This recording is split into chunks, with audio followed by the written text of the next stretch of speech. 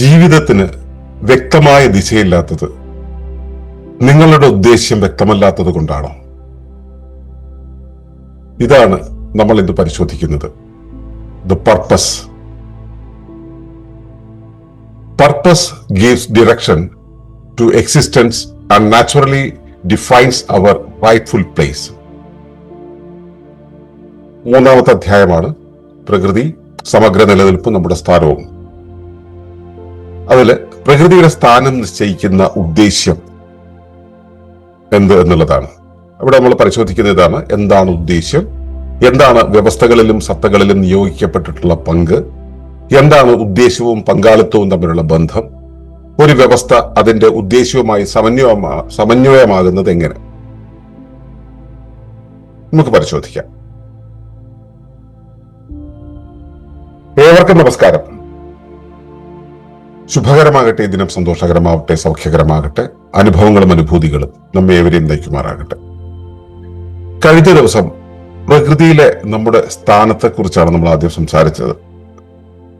കൂടുകൾക്കകത്ത് കൂടുകളായിട്ടുള്ള വിന്യാസത്തില് നമ്മൾ ആ പരസ്പരാനന്ദ ജാലികയിലെ ഒരു കണ്ണി മാത്രമാണെന്നും നമ്മൾ ഇതിന്റെ ഉപരിയായ ഒരു എക്സിസ്റ്റൻസ് അല്ല എന്നും, നമുക്ക് സെപ്പറേറ്റ് ആയിട്ടുള്ള ഒരു ശരീരമോ സെപ്പറേറ്റ് ആയിട്ടുള്ള ഒരു മനസ്സോ സെപ്പറേറ്റ് ആയിട്ടുള്ള ഒരു ധർമ്മമോ ഇല്ല എന്നും വരെ നമ്മൾ സംസാരിച്ചു. അപ്പോൾ അവിടെയാണ് ഈ നമ്മുടെ സ്ഥാനം എന്നുള്ളത് നമ്മൾ മനസ്സിലാക്കുന്നത്. അങ്ങനെ ഒരു സ്ഥാനത്തെ നിർണയിക്കുന്നത് എന്താണ്? നമുക്ക് പ്രകൃതിയിലെ ഒരു പ്രത്യേക സ്ഥാനത്ത് നമ്മൾ നിയോഗിക്കപ്പെട്ടിട്ടുണ്ടെങ്കിൽ ആ സ്ഥാനത്തെ നിർണയിക്കുന്നത് എന്താണ് എന്നുള്ളതാണ് ഇന്ന് പരിശോധിക്കുന്നത്. ആ സ്ഥാനത്തെ നിർണയിക്കുന്നത് പർപ്പസാണ്, അല്ലെങ്കിൽ ഉദ്ദേശ്യമാണ്. കാര്യങ്ങളെ ഉയർന്നു നിന്ന് കാണാനും കേൾക്കാനും ഉയർന്നു നിന്നുകൊണ്ട് തന്നെ കമാൻഡ് ചെയ്യാനും ഒക്കെ ഉള്ള അവയവങ്ങളെ ശരീരത്തിന്റെ ഏറ്റവും മുകളിലുള്ള ഭാഗമായ തലയിലാണ് ഘടിപ്പിച്ചിട്ടുള്ളത്. അതായത് എന്താണോ കണ്ണിന്റെ ധർമ്മം, കാണുക എന്നുള്ളതാണ്. അത് താഴ്ന്നു നിന്ന് കാണാൻ കഴിയില്ല, ഉയർന്നു നിന്ന് കാണണം. അതുകൊണ്ട് തന്നെ ഉയർന്ന തലത്തിലാണ് അതിനെ കൊണ്ട് ഘടിപ്പിച്ചിട്ടുള്ളത്. കേൾക്കേണ്ടത് ഉയർന്നു നിന്നാണ് കേൾക്കേണ്ടത്. അപ്പോ ധർമ്മം എന്തോ അതിനനുസരിച്ചാണ് നമുക്ക് അവയവങ്ങൾക്ക് ഓരോന്നിനും സ്ഥാനം തന്നിട്ടുള്ളത്. ഇത് തന്നെയല്ലേ പ്രകൃതിയിലെ നമ്മുടെ സ്ഥാനത്തെയും നിർണയിക്കുന്നത്, നമ്മുടെ ധർമ്മത്തെ നിർണയിക്കുന്നത്. അപ്പോ ഇതാണ് നമ്മുടെ ഇന്നത്തെ പ്രമേയമായി വരുന്നത്. ഉദ്ദേശ്യം എന്താണ് എന്ന് നമുക്ക് ബോധ്യമായാൽ, എന്താണ് ഉദ്ദേശ്യമെന്നും നമ്മുടെ ഉദ്ദേശ്യം എന്താണെന്നും മനസ്സിലായി കഴിഞ്ഞാൽ, അതായത് പർപ്പസ് എന്നുള്ളത് വ്യക്തമായി കഴിഞ്ഞാൽ ജീവിതത്തിന് വ്യക്തമായ ദിശ ഉണ്ടായി വരും എന്നുള്ളതാണ്. ജീവിതത്തിന് വ്യക്തമായ ദിശയില്ലാത്തത് നമ്മുടെ ഉദ്ദേശ്യം വ്യക്തമല്ലാത്തതിലാണോ എന്ന് ചോദിക്കാൻ കാര്യം അതാണ്. അപ്പൊ എന്താണ് ഉദ്ദേശ്യം? ഉദ്ദേശ്യം എന്ന് പറയുന്നത് ഞാൻ നേരത്തെ പറഞ്ഞതുപോലെ കണ്ണിന് കാണുക എന്നുള്ളതാണ് ഉദ്ദേശ്യം. ഈ ശരീര സംവിധാനത്തിന് അതിന്റെ ചുറ്റുപാടുമുള്ള പരിസരത്തെ, അവിടെ നടക്കുന്ന ചലനങ്ങളെ, അവിടുത്തെ ആവശ്യങ്ങളെ കണ്ടറിയാനുള്ള, തന്റെ പരിസരവുമായിട്ട് കാഴ്ചയിലൂടെ ഇന്ററാക്ട് ചെയ്യുവാനുള്ള ദൗത്യം കണ്ണിനുണ്ട്. അപ്പോൾ ആ ദൗത്യം നിർവഹിക്കുക എന്നുള്ളതാണ് ഉദ്ദേശ്യം. എന്തിനു വേണ്ടിയാണോ ഉരുവാക്കപ്പെട്ടിട്ടുള്ളത് അതാണ് ധർമ്മം എന്ന് പറയുന്നത്. ധർമ്മത്തിലൂടെ നമ്മൾ എത്തിച്ചെല്ലുന്ന സ്ഥലം, അല്ലെങ്കിൽ ധർമ്മത്തിലൂടെ നിരന്തരം നമ്മൾ കണ്ടുകൊണ്ടിരിക്കുന്ന ആ ഒരു ഇടം ആണ് നമ്മുടെ ഉദ്ദേശ്യം എന്ന് പറയുന്നത്. അപ്പൊ അതിനൊരു ഒരു ഒരു പർപ്പസ് ഉണ്ട് എന്നാണ് നമ്മൾ പറയുക. സത്യത്തിൽ അത് നമ്മുടെ നിലനിൽപ്പിന്, നമ്മുടെ ഈ പ്രകൃതിയിലെ നമ്മുടെ ഉരുവാക്കലിന്, നിലനിൽപ്പിന് ദിശ നൽകുന്ന ഒരു ഇന്നർ റീസൺ ആണത്. കൃത്യമായിട്ട് ഇന്ന വഴിക്കാണ് പോകേണ്ടത്, ഇന്നതാണ് ചെയ്യേണ്ടത് എന്നതിനെ കുറിച്ചുള്ള നമ്മുടെ നിലനിൽപ്പ് എന്തിനു വേണ്ടിയാണോ അതിന്റെ ദിശ നൽകുന്ന ആന്തരികമായിട്ടുള്ള കാരണമാണ് ഈ ഉദ്ദേശ്യം എന്ന് പറയുന്നത്. അതാണ് ജീവിതത്തിന് അർത്ഥവും ലക്ഷ്യവും നമുക്ക് തരുന്നത്. കൃത്യമായി ഇതാണ് ജീവിതത്തെ മീനിങ് ഫുൾ ആക്കുന്നത് നമുക്ക് തോന്നുന്നത് എപ്പോഴാണ്? നമ്മുടെ ജീവിത ധർമ്മവുമായി ചേർന്നുള്ള സംഭവങ്ങൾ നമ്മുടെ ജീവിതത്തിൽ ഉണ്ടാകുമ്പോഴാണ് ജീവിതത്തിന് അർത്ഥമുണ്ടായി എന്ന് പറയുന്നത്. ജീവിതത്തിന് ലക്ഷ്യം എന്ന് പറയുന്നത് എന്താണ്? ജീവിതത്തിന്റെ ആ ഉദ്ദേശ്യം നടപ്പിലാകുന്ന ഒരവസ്ഥയാണ് ജീവിതത്തിന് ലക്ഷ്യമായിട്ട് നമ്മൾ കണക്കാക്കുന്നത്.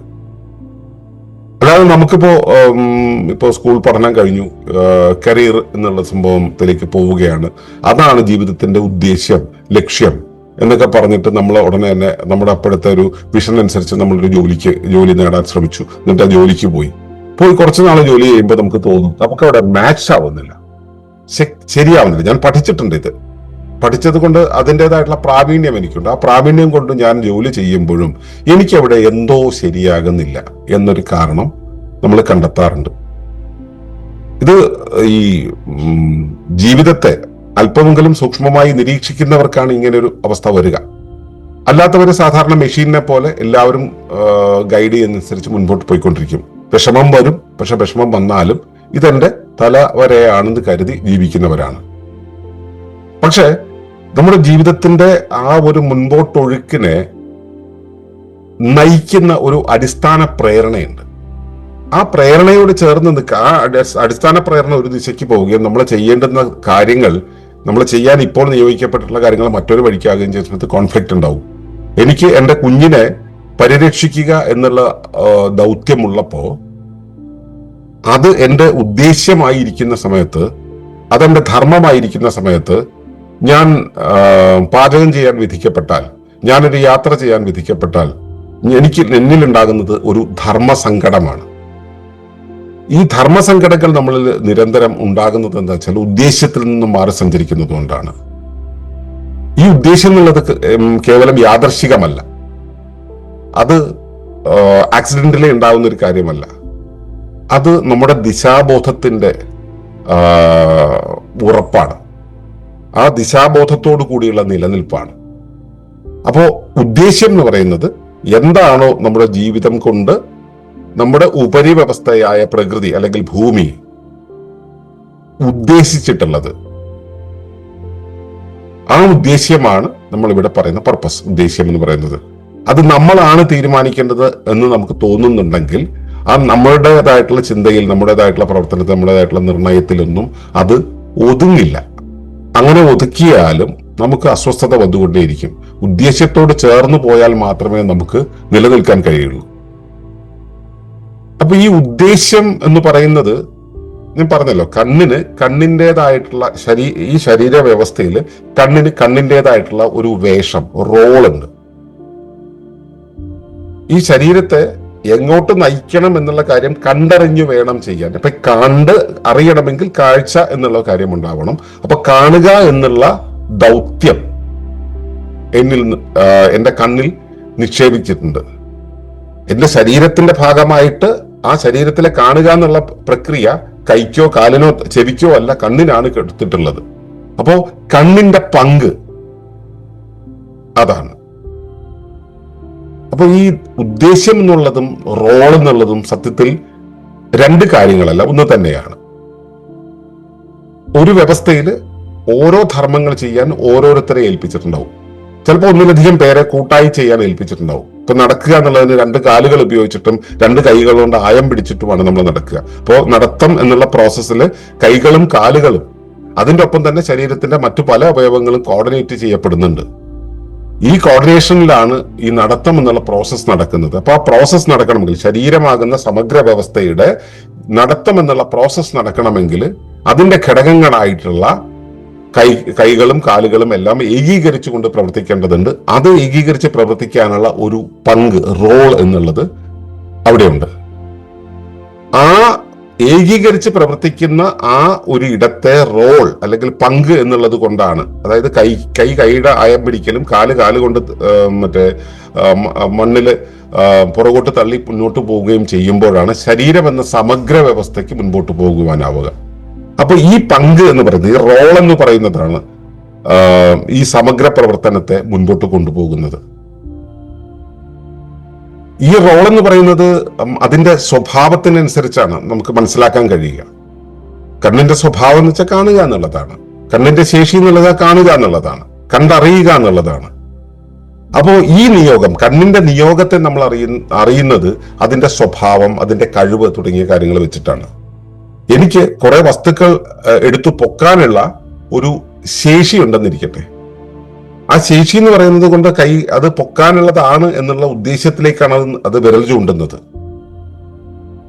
അതിന്റെ സ്വഭാവം എന്ന് പറയുന്നത് അത് എന്തെങ്കിലും കാര്യത്തെ അങ്ങോട്ടും ഇങ്ങോട്ടും നീക്കുക എന്നുള്ള രീതിയിലാണ് ഈ കൈയുടെ സ്വഭാവം വരുന്നത്.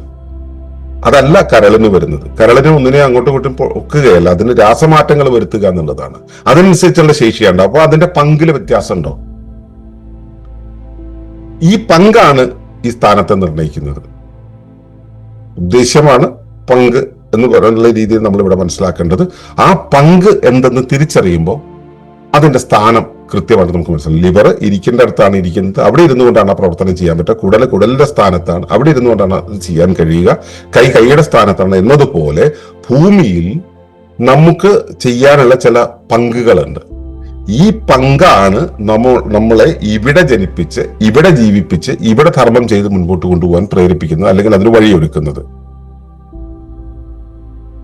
അപ്പോ ഉദ്ദേശ്യം, പങ്കാളിത്തം, ഇത് മനസ്സിലായല്ലോ. ഉദ്ദേശ്യം എന്ന് പറയുന്നത് നമ്മുടെ ലക്ഷ്യമാണ്, എന്താണോ ചെയ്യേണ്ടത് അത്. അതിനനുസരിച്ചാണ് പങ്കാളിത്തം എന്ന് പറയുന്ന ഒരു അവസ്ഥ ഉണ്ടാവുക. ഉദ്ദേശ്യത്തിനനുസരിച്ചാണ് പങ്കാളിത്തം ഉണ്ടാവുക. ഉദ്ദേശ്യത്തിനനുസരിച്ചാണ് പങ്കാളിത്തത്തിന് ദിശ നൽകുക. കൃത്യമായിട്ട് ദിശയോടുകൂടിയുള്ള ഒരു പങ്കാളിത്തമാണെങ്കിൽ അത് ഫലപ്രദമായ ഒരു പ്രവർത്തനമാണ് കാഴ്ചവെക്കുക. അവിടെ ഫ്രിക്ഷൻസ് ഉണ്ടാവില്ല, ക്ലേശങ്ങൾ ഉണ്ടാവില്ല, ചോദ്യങ്ങൾ ഉണ്ടാവില്ല, ഇനി എന്ത് ചെയ്യണം എന്നുള്ള ആശങ്ക ഉണ്ടാവില്ല. അഥവാ കാര്യങ്ങൾ ചെയ്യുകയാണെങ്കിൽ അവിടെ തടസ്സങ്ങൾ ഉണ്ടാവില്ല. തടസ്സങ്ങൾ ഉണ്ടെങ്കിൽ തന്നെ അതിനെ അതിജീവിക്കാൻ ഉള്ള പ്രാപ്തി അതിനുണ്ടാവും. അതുകൊണ്ടൊരു തടസ്സം അവിടെ അനുഭവപ്പെടില്ല. ഉദ്ദേശ്യമില്ലാതെയാണ് നമ്മളൊന്ന് പ്രവർത്തിക്കുന്നതെങ്കിൽ അവിടെ ഈ സമഗ്ര വ്യവസ്ഥയുടെ സംഘാടനം കൊണ്ടുണ്ടായ ആ ഒരു പർപ്പസ് നടക്കില്ല. ഉദ്ദേശ്യമില്ലാതെയാണെന്ന് വെച്ചാൽ അസംഘടിതമായിട്ടുള്ളൊരു പ്രവർത്തനമാണ് ഉണ്ടാവുക. ഈ കാര്യങ്ങളെല്ലാം നമ്മൾ കോർഡിനേറ്റഡ് ആവില്ല. നടക്കുമ്പോൾ ആയം പിടിക്കേണ്ടതാണ് കൈയെങ്കിൽ ആ കൈകൊണ്ട് നമ്മൾ എന്തെങ്കിലും അനുചിതമായ ഒരു പ്രവർത്തനം, ശരീരത്തിന് ആവശ്യമില്ലാത്തൊരു പ്രവർത്തനം ചെയ്തുകൊണ്ടിരിക്കുകയാണ്. ഈ നടത്തം കൃത്യമായിട്ട് നടക്കില്ല. നമുക്ക് ഒരിടത്ത് പിടിക്കാൻ ആണ് കൈകൊണ്ട് അപ്പം തോന്നിയത്, നമ്മൾ പിടിക്കുന്നു, നടക്കുകയും വേണം. ഈ പരിപാടി നടന്നുകൊണ്ട് പിടിച്ചുകൊണ്ട് നടക്കുക എന്നുള്ളത് നടക്കില്ല. അല്ലെങ്കിൽ പിടിച്ച സാധനത്തിനെയും കൊണ്ട് നടക്കുക എന്നുള്ളതായിരിക്കണം. അപ്പോൾ ഉദ്ദേശ്യമില്ലാതെ നമ്മളൊരു പ്രവർത്തനം ചെയ്താൽ അത് സംഘടിതമായിട്ടുള്ള, എല്ലാം കൂടെ ചേർന്നിട്ടുള്ള ഏകീകൃത പ്രവർത്തനമാവില്ല. ഒരു സമഗ്ര വ്യവസ്ഥയിൽ എന്ത് പ്രവർത്തനം നടക്കുമ്പോഴും ഈ പരസ്പരം കണ്ണിയായിരിക്കുന്നതുകൊണ്ട് എല്ലാം തമ്മിൽ ഒരു കണക്ഷനിലാണല്ലോ മുൻപോട്ട് പോവുക. അവിടെ ഒരു അവയവം മാത്രം ഒരു ഉദ്ദേശ്യമില്ലാതെ പ്രവർത്തിച്ചാൽ അവിടെ സ്വാഭാവികമായിട്ടും സംഘടിത അവസ്ഥ നഷ്ടമാകും, സൗഖ്യം നഷ്ടമാകും, അസുഖം ഉണ്ടാകും, അനാരോഗ്യം ഉണ്ടാകും. അവിടെ ഉദ്ദേശ്യം വ്യക്തമായാൽ, ഉദ്ദേശ്യം എന്തെന്ന് സ്വയം വ്യക്തമായാൽ അവിടുത്തെ പങ്കാളിത്തം എന്നുള്ളത് അത് ആ സംഘാടനത്തോട് ചേർന്ന് നിൽക്കും, ചേർന്ന് മുൻപോട്ട് പോകാൻ കഴിയും. ഇപ്പൊ പങ്കാളിത്തം വളരെ സ്വാഭാവികമായി സംഭവിക്കും. ഇപ്പൊ ഞാൻ എന്നുള്ളൊരു വ്യവസ്ഥ, എനിക്കൊരു പർപ്പസ് ഉണ്ടല്ലേ, ആ പർപ്പസുമായിട്ട് ഞാൻ എങ്ങനെയാണ് ചേർന്ന് പോവുക? ആദ്യം വേണ്ടതെന്ന് വെച്ചാൽ ഈ സ്വന്തം ഉദ്ദേശ്യം എന്തെന്ന് തിരിച്ചറിയുക എന്നുള്ളതാണ്. സ്വന്തം പർപ്പസ് എന്നുള്ളത് തിരിച്ചറിയുക എന്നുള്ളതാണ്. എങ്ങനെയാണ് പർപ്പസ് തിരിച്ചറിയുക? ഞാൻ നേരത്തെ പറഞ്ഞു, സ്വന്തം സ്വഭാവത്തെ അറിയുക. സ്വഭാവം എന്ന് വെച്ചാൽ ട്രെയിൻഡ് ആയിട്ട് കിട്ടിയ സ്വഭാവമല്ല, ശരീരത്തിന്റെ നേച്ചുറൽ ഇൻസ്റ്റിങ്ക്റ്റുകളെ നമ്മൾ മനസ്സിലാക്കുക. ആ സ്വന്തം ഉദ്ദേശ്യത്തെ തിരിച്ചറിയുക. അതിനാണ് വാസനകളെ തിരിച്ചറിയുക എന്ന് പറയുന്നത്. അടുത്ത സ്റ്റേജ്, വാസന എന്ന് പറയുന്നത് നമ്മുടെ സഹജാവബോധമാണെങ്കിൽ ശിക്ഷിതാവബോധമാണ് നമ്മുടെ ശേഷികൾ. നമ്മളിപ്പോ ഒരു കാര്യത്തിൽ ട്രെയിൻഡ് ആയി എന്നിരിക്കട്ടെ, ട്രെയിൻഡ് ആകുന്നത് എന്തിലാണ്? ട്രെയിൻഡ് ആവുക എന്ന് വെച്ചാൽ നമ്മളെ തഴക്കം നേടുക എന്നുള്ളതാണ്. തഴക്കം നേടുന്നത് എന്തിലാണ്? വഴക്കമുള്ളതിലായിരിക്കും. ഫ്ലെക്സിബിലിറ്റി, നമുക്ക് എന്തിനോടാണോ ഫ്ലെക്സിബിലിറ്റി ഉള്ളത് ആ വഴക്കത്തിലായിരിക്കും നമുക്ക് തഴക്കം നേടാൻ കഴിയുക. വഴക്കമില്ലാത്തതിനെ നമ്മൾ ഒരുപാട് ട്രെയിൻ ചെയ്ത് കഴിഞ്ഞാൽ ചിലപ്പോൾ ചെറിയ തഴക്കമൊക്കെ വന്നു എന്ന് വരും, പക്ഷെ അവിടെ ക്ലേശങ്ങൾ ഉണ്ടാവും. അപ്പോ വഴക്കമുള്ളതിനാണ് തഴക്കം ഉണ്ടാവുക. അപ്പൊ ഈ തഴക്കം എന്നുള്ളതാണ് കഴിവായിട്ട് നമ്മൾ മുൻപോട്ട് വരുന്നതെങ്കിൽ വഴക്കമുള്ളതാണ് ജന്മന ഉള്ള കഴിവായിട്ട്, ശേഷിയായിട്ട് നമ്മൾ മനസ്സിലാക്കേണ്ടത്. അപ്പോ സഹജാവബോധത്തിൽ നിന്നും നമ്മുടെ വാസനകളും ശിക്ഷിതാവബോധത്തിൽ നിന്നും നമ്മുടെ എന്താ പറയുക, വഴക്കങ്ങൾ നമുക്ക് മനസ്സിലാവും. ആ വഴക്കം നിലനിൽക്കുന്നിടത്തോളം ആവർത്തിച്ച് ആവർത്തിച്ച് അതിലൂടെ പോകുമ്പോൾ അത് തടക്കമായി മാറും. അതുമാത്രമല്ല, നമ്മൾ എന്താണോ ഉദ്ദേശ്യമായിരിക്കും, നമ്മുടെ ജീവിതത്തിന്റെ ഉദ്ദേശ്യം എന്തായിരിക്കുന്നു, അതിനനുസരിച്ചുള്ള ഒരു ജ്ഞാന രൂപം നമുക്കുണ്ടാവും വരും. പ്രൊവൈഡഡ് അതിനെ ആരും കറപ്റ്റ് ചെയ്യാതിരിക്കുകയാണെങ്കിൽ, ആരും കറപ്റ്റ് ചെയ്തിട്ടില്ല എന്നുണ്ടെങ്കിൽ, ഇപ്പോൾ കുഞ്ഞ് പിടിച്ചു കയറാൻ ശ്രമിക്കുന്ന സമയത്ത് രക്ഷിതാക്കളെ പോയിട്ട് കയറരുത്, വീഴും എന്ന് പറഞ്ഞ് പിടിച്ചു മാറ്റിയിട്ട് അവന്റെ ഉള്ളിൽ ഭയം ഇഞ്ചക്ട് ചെയ്യാണ് ചെയ്യുക. അപ്പൊ അവന്റെ വിശ്വാസം കയറുക എന്നുള്ളതിന് പകരം കയറുന്നത് അപകടമാണെന്നുള്ള തോന്നലേക്ക് വരും. അവിടെ ആ ഇടപെടൽ ഉണ്ടായിട്ടുണ്ട്. ഇടപെടൽ ഇല്ലാതിരുന്ന ഇവൻ കയറിപ്പോകും. കയറിപ്പോകുന്ന സമയത്ത് അവന് ആ കയറുക എന്നുള്ളത് അവന് പ്രാപ്തിയുള്ള ഒരു കാര്യമാണെന്നും അവന് ആ കയറുന്ന സമയത്തെ സാഹചര്യങ്ങളെയും സങ്കേതങ്ങളെയും അവൻ പരിചയപ്പെടുകയും ചെയ്യും. അത് അവന്റെ വിശ്വാസ വ്യവസ്ഥയെ, അവന്റെ ജ്ഞാന വ്യവസ്ഥയെ രൂപം കൊള്ളിക്കും. അപ്പൊ ഈ രീതിയിലാണ് അവന്റെ ജ്ഞാനം ഉണ്ടായി വരിക. അപ്പൊ അവന്റെ മുന്നിൽ മറ്റിടപെടലുകളില്ലെങ്കിൽ സ്വാഭാവികമായിട്ടും അവൻ ജീവിക്കുകയാണെങ്കിൽ അവന്റെ ഉദ്ദേശ്യം എന്നുള്ളത് അവന് വേണ്ടുന്ന ജ്ഞാനത്തെ നൽകും. അതിനുവേണ്ടിയുള്ള ചിന്താ പദ്ധതികൾ അവനുണ്ടാവും, അതിനുവേണ്ടിയുള്ള ഭാവനകൾ ഉണ്ടാവും, പ്രത്യാശകൾ ഉണ്ടാവും. ഇതെല്ലാം അവനെ നയിച്ചുകൊണ്ടിരിക്കും. അപ്പോ അതുവഴിയാണ് നമ്മൾ നമ്മുടെ പർപ്പസിനെ തിരിച്ചറിയുക. വാസന, വഴക്കം, തഴക്കം, നമ്മൾ അറിഞ്ഞിട്ടുള്ളത് എന്തോ അത്.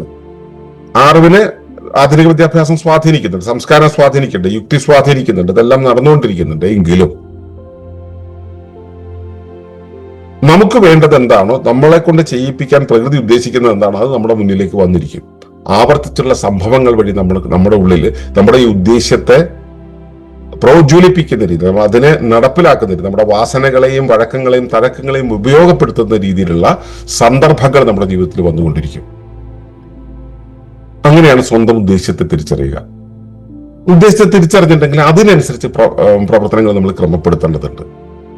ഇപ്പൊ നമുക്ക് വിദ്യാഭ്യാസം കിട്ടിയത് കൊണ്ട്, അല്ലെങ്കിൽ സാമൂഹ്യ സാഹചര്യങ്ങൾ കൊണ്ട് പണം ഉണ്ടാക്കുക, അല്ലെങ്കിൽ ജോലിക്ക് പോവുക, വിദേശത്ത് പോവുക, എന്റെ കമ്പനിയിൽ ജോലി ചെയ്യുക എന്നൊക്കെ പറയുന്ന കാര്യങ്ങൾ നമുക്ക് ഒരുപക്ഷെ ഉണ്ടായി എന്ന് വരും. പക്ഷെ നമ്മൾ നമ്മുടെ പർപ്പസിനെ തിരിച്ചറിഞ്ഞാൽ, ഈ പർപ്പസുമായിട്ട് അത് അലൈൻഡ് അല്ലെങ്കിൽ അതിനെ മാറ്റിവെക്കുകയാണ് വേണ്ടത്. നമ്മുടെ ഉദ്ദേശത്തിനനുസരിച്ച് നമ്മുടെ പ്രവർത്തനങ്ങളെ ക്രമപ്പെടുത്തുകയാണ് വേണ്ടത്.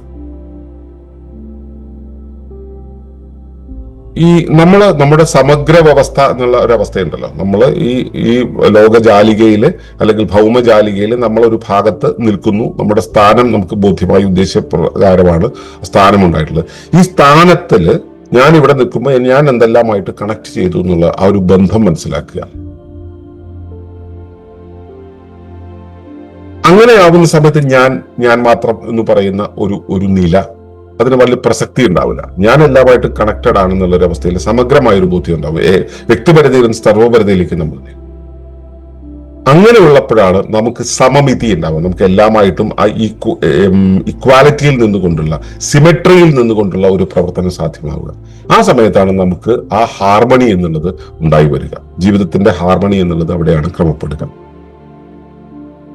അപ്പോ നമ്മൾ മനസ്സിലാക്കേണ്ട കാര്യം, ഉദ്ദേശ്യം എന്ന് പറയുന്നതാണ് നമ്മുടെ ജീവിതത്തെ കൃത്യമായിട്ട് ഗൈഡ് ചെയ്ത് കൊണ്ടുപോകുന്നത്.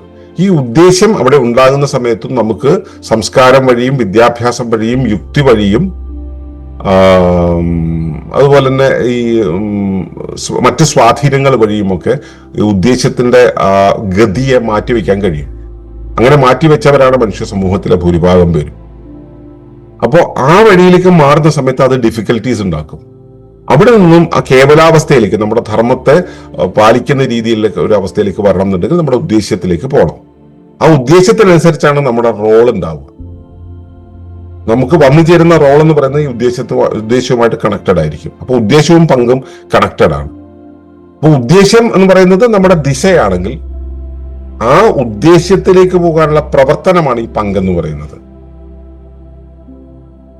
ആ ഉദ്ദേശ്യത്തിന്റെ ചുറ്റുപാട്, ഇപ്പൊ എന്റെ ഉദ്ദേശവും ചുറ്റുപാടുമുള്ള കാര്യങ്ങളുടെ ആ ഉദ്ദേശ്യങ്ങളും ഉണ്ടല്ലോ, ആ ഉദ്ദേശ്യങ്ങളുമായിട്ട് ഏകീകരണം സംഭവിക്കുന്ന സമയത്ത് നമ്മുടെ മുന്നിൽ ഈ പ്രാപഞ്ചികമായ സമന്വയം ഉണ്ടാകും.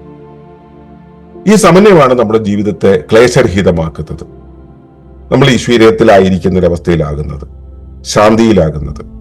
അങ്ങനെ ആയിരിക്കുന്ന ഒരവസ്ഥയിലാണ് നമുക്ക് ആനന്ദം ഉണ്ടാവുക. അപ്പോൾ ഉദ്ദേശ്യം വ്യക്തമാവുക. അപ്പോൾ സ്ഥാനം എന്നുള്ളത് വളരെ സ്വാഭാവികമായിട്ട് മനസ്സിലാക്കും.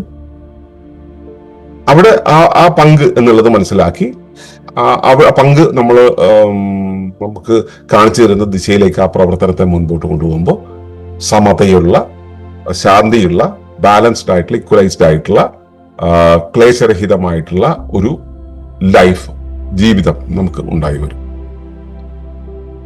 അപ്പൊ ഈ ഒരു വഴിയാത്രയ്ക്ക് ആത്മയാനം നമ്മുടെ മുൻപിൽ വയ്ക്കുന്ന ആ ആത്മത്തിന്റെ സ്വയം തിരിച്ചറിവിലേക്കുള്ള യാത്രയിൽ ഉദ്ദേശ്യം എന്നുള്ളതിന് വളരെ പ്രധാനപ്പെട്ട പങ്കുണ്ട്.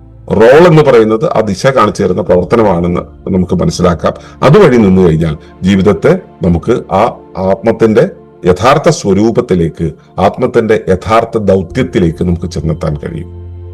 അത് തന്നെയാണ് ആത്മജ്ഞാനത്തിന്റെ ഉദ്ദേശ്യവും. ഈ ബോധ്യവുമായിട്ട് നമുക്ക് തുടർപാഠങ്ങളിലേക്ക് വീണ്ടും പോകാം. അതുവരേക്കും നന്ദി, നമസ്കാരം. തുടർന്നു കാണുന്നതിന് മുമ്പായി ഈ വിഷയം ഇഷ്ടമായെങ്കിൽ ഒന്ന് ലൈക്ക് ചെയ്യുക, കമന്റ് ചെയ്യുക, ഷെയർ ചെയ്യുക. നിങ്ങൾ പ്രകൃതിയെ ഇഷ്ടപ്പെടുന്നുവെങ്കിൽ ഈ ചാനൽ സബ്സ്ക്രൈബ് ചെയ്യുക.